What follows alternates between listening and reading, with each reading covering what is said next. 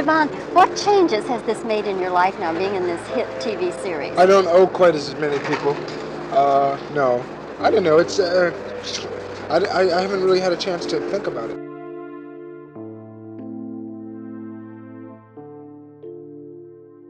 A beloved sitcom star vanished from Hollywood almost without a trace, and for decades, no one could explain why. Demond Wilson made millions of Americans laugh as Lamont Sanford on Sanford and Son, one of the most watched shows of the 1970s. But behind the camera, a set of choices and secrets sent his life in a direction that shocked the entertainment industry. What really happened to Demond Wilson in his final years, and why did the truth take so long to come out? Join us as we unravel this shocking story, because the full story is far more complicated than anyone has been told. The boy who was built for the spotlight. Demond Wilson was born in Valdosta, Georgia. It was a tiny southern town buried in segregation and poverty. His family eventually moved to Harlem, which was basically trading one kind of struggle for another. New York City in the 50s and 60s was a total mess, but it had a lot of energy. Wilson grew up in a place that was half art and half danger. While the neighborhood was busy turning out famous musicians and athletes, he was just a kid in the middle of the chaos trying to pay attention. Moving from the Deep South to Harlem back then is basically like jumping out of a frying pan and into a very crowded, very loud fire. Wilson had a natural knack for performing that most people spend a lifetime trying to fake. He just had the gift. People watched when he talked and laughed when he wanted them to, mostly because he didn't look like he was trying. After high school, the Army came calling. It wasn't some movie version of service either. It was real and it was serious. That time in the military hammered in a sense of discipline and a way to handle pressure that most actors never touch. It taught him how to shut up and do the job even when things were falling apart.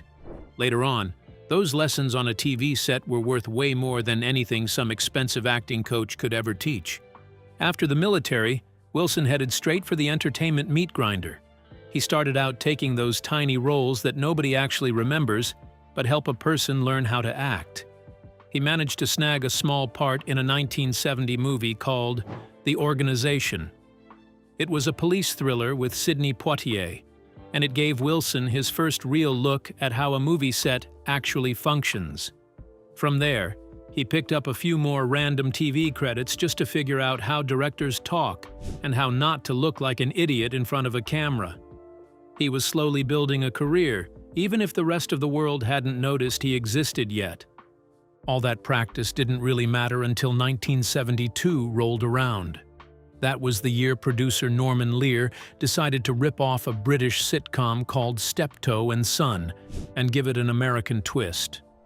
The new show was about a black father and son running a junkyard in Watts. Lear already had Red Fox lined up to play Fred Sanford. Fox was a legend who had been making dirty comedy records for decades. The hard part was finding someone to play his son, Lamont. They needed a guy who could stand up to a human hurricane like Fox without fading into the background. He had to be able to lose an argument and still have the crowd like him. Wilson walked into the room, read the lines, and basically owned the role immediately. The chemistry between Wilson and Fox was there from the start. It was loud and actually funny because it didn't feel like they were reading off a page. Lamont Sanford wasn't some boring background character either.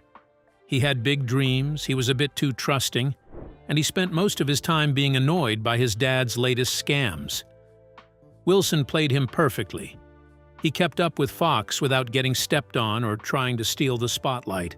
The critics actually liked it for once. People at home loved it way more than the network ever expected. By the end of the first season, Sanford and Son was a massive hit. Wilson wasn't just some sidekick anymore. He was a star, and everyone knew his face. Becoming a superstar by arguing with an old man in a junkyard is a weird career path, but it beats working a real job. But the very success that lifted him into the national spotlight would soon create pressures that few people saw coming. And the first signs of serious trouble arrived not from outside the show, but from the man standing right beside him. The shadow of Red Fox. Working with Red Fox was a weird mix of a great career move and a total nightmare. Fox was a legend way before anyone cared about a junkyard sitcom. He spent decades making dirty comedy records and touring the country. He didn't care about making things polite for a white audience, and that gave him more power on set than any of the guys in suits. He was the middle of the universe for that show. Wilson wasn't stupid. He knew exactly who he was standing next to and didn't try to fight the guy for the spotlight. For the first few years, the duo actually worked. Fox and Wilson had a vibe that felt like a real family mess, mostly because they knew how to bicker in a way people actually recognized from their own living rooms. The fights between Fred and Lamont didn't feel like a script. They felt real because both guys were smart enough to find the actual grit inside the jokes. The show wasn't just a hit for the suits, it was a massive deal. In black homes all over the country, Friday night meant Sanford and Son. The only reason people kept watching was because Wilson and Fox made it feel like they were actually related, and not just two guys in a junk pile. Nothing says cultural event like watching an old man fake his own death to avoid chores. The trouble began when Fox started using his leverage in ways that went beyond normal salary negotiations. By 1974, Fox was reportedly demanding compensation that reflected his understanding of his own irreplaceable value to the franchise. When NBC and Tandem Productions did not move fast enough or far enough to satisfy his expectations, Fox made a decision that stunned the industry and left the production team scrambling. He walked off the show entirely, accepting a deal with ABC to star in his own variety program.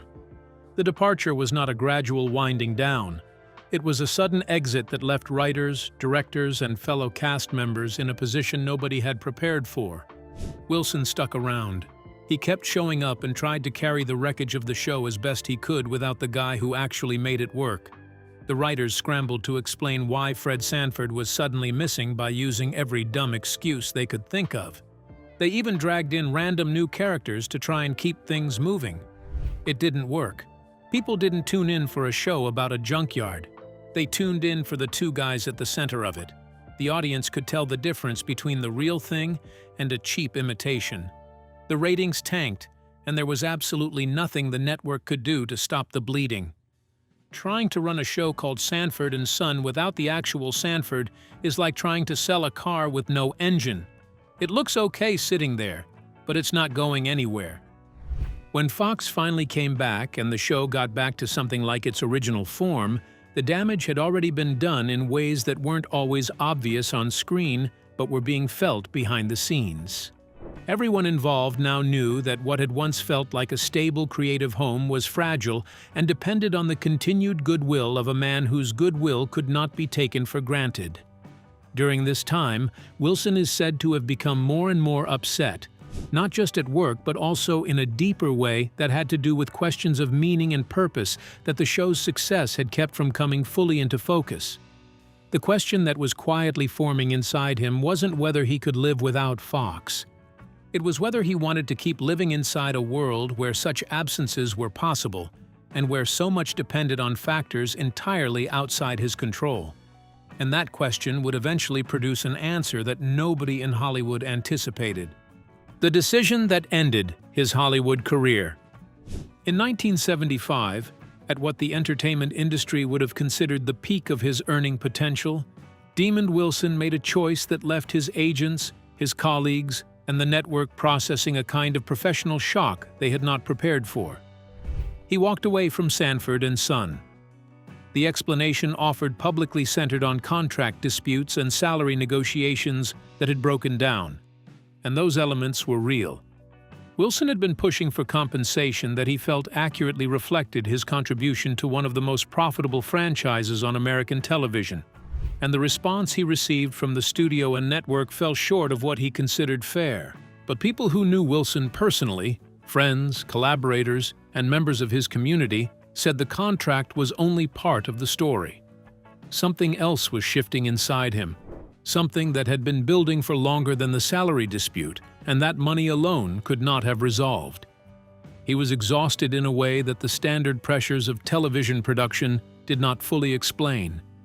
The relentless schedule, the uncertainty around Fox's continued participation, the sense that the show's identity was built on a foundation that could shift at any moment, all of it had been accumulating. And alongside that exhaustion, something was growing in the opposite direction, a pull toward a different kind of life that was becoming harder to dismiss. Allegedly, some of the conversations that took place between Wilson and the production company during this period were heated in ways that left lasting marks on professional relationships that had once seemed solid. Wilson reportedly felt that the studio's position in the salary negotiations communicated something about how they valued him that went beyond the numbers. When you have given years of your career to building something that has made enormous amounts of money for other people, and the response you receive feels dismissive, it changes the way you see the entire arrangement. Wilson reportedly came away from those discussions with a clarity about the entertainment industry's priorities that made his next decision feel less like a gamble and more like an obvious conclusion. He attempted to keep his career moving in the years that followed. He starred in Baby, I'm Back, a sitcom that ran on CBS in 1978, and demonstrated that Wilson could anchor a show without Red Fox beside him. The series had genuine moments and showed his range, but it did not generate the cultural momentum that Sanford and Son had produced almost effortlessly. The audience found him charming and familiar. What they could not do was return in the numbers that would have given the network confidence to build around him long-term. After 2 seasons, the show ended, and the silence around his career began to grow louder. By the early 1980s, the acting offers were thinning in ways that left Wilson with a clear-eyed view of where the industry had placed him. Hollywood has a specific and narrow memory when it comes to performers whose peak moment sits more than a few years in the past, and the industry was already organizing itself around new faces, new formats, and new audiences. Wilson was still in his 30s, still talented, still capable of the timing and presence that had made him one of television's most recognizable figures. None of that mattered to a development machine looking forward. And so he looked in a different direction entirely, towards something that had nothing to do with cameras or contracts or ratings, and everything to do with a calling he could no longer ignore. The calling that changed everything. Wilson didn't just wander into a church to hide from the spotlight like some washed-up actor. He went into religion with the same obsessive energy he used to have for acting. By the 80s, he was an ordained minister, and his new life completely replaced his old one. He started a church called the Restoration House of God and spent his time doing the actual work. He was busy with counseling, helping the community, and doing the kind of boring daily tasks that don't come with a laugh track or a paycheck. There were no audiences or ratings anymore, and he seemed fine with it. The transformation surprised people in the entertainment world who had assumed that Wilson would eventually return to acting the way performers typically do, drawn back by financial necessity or the pull of recognition. He did not return. He gave interviews during this period in which he explained his decision with a directness that left little room for misinterpretation. He said the entertainment industry had given him visibility but not meaning, fame but not peace, and that the work of ministry satisfied something in him that no amount of professional success had been able to touch. He spoke about his faith not as a refuge from failure, but as the place where he had finally found the version of his life that felt true. The transition was not without its practical complications, and Wilson was honest about them. Stepping out of the spotlight meant stepping away from the income that had come with it, and ministry in the underserved communities Wilson had committed himself to was not a path to financial comfort. He and his wife, Cicely Johnston, whom he had married in 1972, and with whom he would raise 7 children, navigated the economics of this new life with a faith that was reportedly tested more than once. Allegedly, there were periods of genuine financial strain during the early years of the ministry, stretches of time when the family depended on the generosity of their congregation and the support of people who believed in what Wilson was building, even when the material evidence was limited. Wilson popped up in public every now and then, usually for some Sanford and Son anniversary, or a retrospective. He was polite about the show in interviews, but he made it obvious that those days were dead and buried. When Red Fox finally dropped dead on a different sitcom set in October 1991, Wilson's tribute was actually decent. He didn't just fake it for the cameras. Whatever drama they had back in the day, he'd clearly moved on and found some actual peace with the whole mess. It didn't look like an act. He just seemed over it. But even as he invested himself fully in this work, his body was beginning to tell a different story, one that would eventually demand his attention in ways he could neither postpone nor control. The health battles nobody talked about. Wilson spent most of his time as a minister keeping his health problems to himself. It wasn't some big secret. He was just a private guy who didn't feel like sharing his medical records with the internet. He always kept his personal life separate from his public face, so hiding his physical state was just business as usual. Because of that, most people still pictured him as the skinny, fast-talking kid from the 70s. He never felt the need to give the world a status update, so that old image of Lamont Sanford just stayed stuck in everyone's heads forever. Wilson's body eventually started cashing the checks his younger self had signed. People close to him said his health was a mess, mostly because of the stress and the bad choices he made back when he was a star. He was not the type to sit around whining for sympathy, but anyone hanging out with him could see the damage. He did not have the energy he used to, and he had to be careful just to get through a normal day. The fast-paced life of a TV lead doesn't exactly leave a person in peak condition for their later years, and Wilson was clearly feeling every bit of it. People started noticing the guy couldn't move like he used to. Being a minister isn't just sitting around and looking holy. It involves dragging yourself to every crisis, running services, and constantly traveling to talk to people. Managing a church is a massive chore, and he couldn't keep up with his own ridiculous standards anymore. His entire identity was based on being the guy who shows up and fixes things. When his body finally decided to quit on him, it didn't just hurt physically.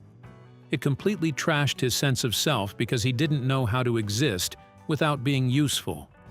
Hospital stays and long treatments started piling up. This forced the guy to actually sit down and rest, which is basically a nightmare for someone who thinks the world stops spinning if they aren't working. Then there was the money. Turns out, a local minister's salary isn't exactly built to handle the soul-crushing costs of a serious illness. The medical bills created a financial mess that his bank account wasn't ready for. Luckily, the church members stepped in. They threw money and support at him when he was down. It was a weird reversal for a guy who spent his whole life being the helper.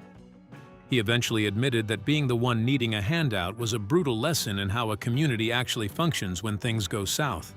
Even with all that chaos, the guy kept a straight face in public. He did not let anyone see how much he was actually struggling. He still did interviews whenever someone asked and showed up at events for the Sanford and Son brand like everything was fine. When he talked about his faith, he sounded exactly the same as he did on day one. There wasn't a single hint of the typical midlife crisis, or the anger that usually hits people when they realize their health is failing. He just kept acting like he had it all figured out, even while his body was falling apart behind the scenes. The people closest to him knew that the man in those public appearances was carrying something heavy.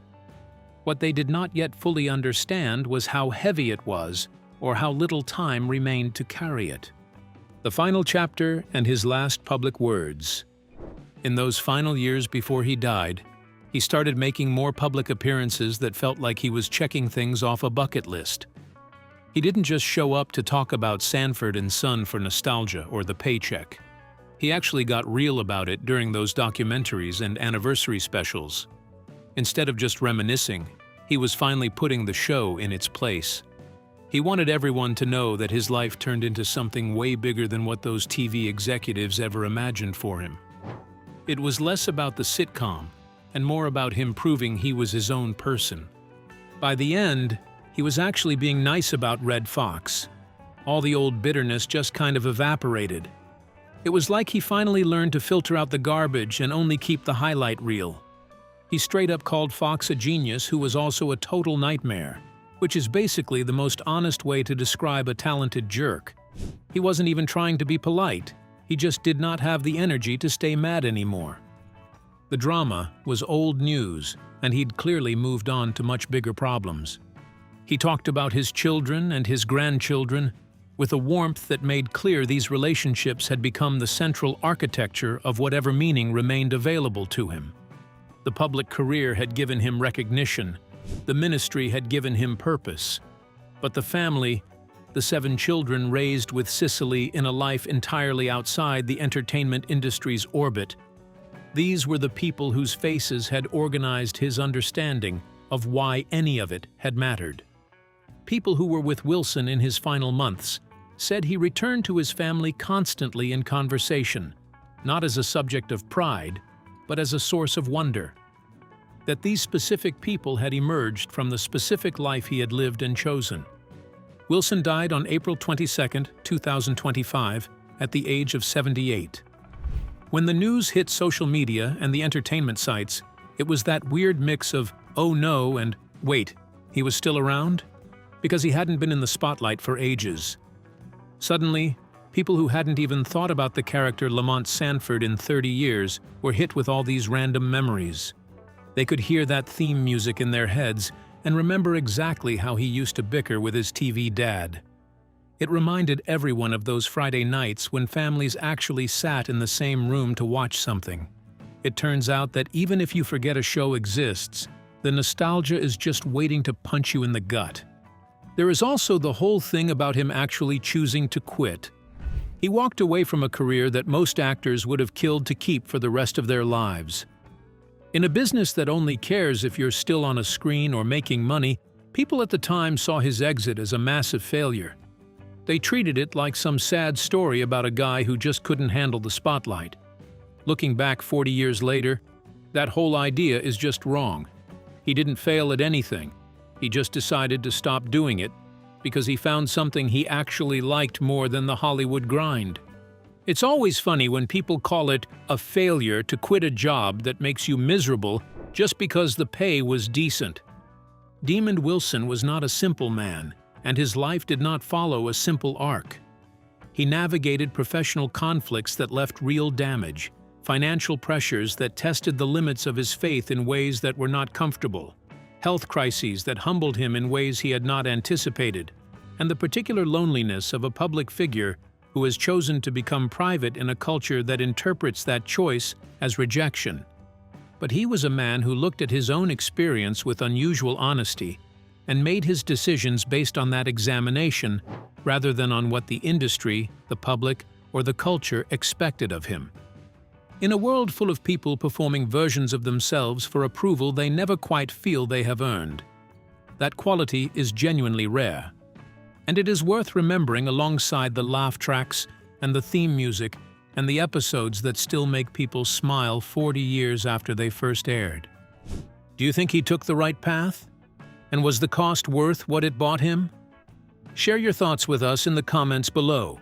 Remember to like, share, and subscribe for more stories like this one. And click the next video showing on your screen right now, because you will not want to miss it. Share your thoughts with us in the comments section.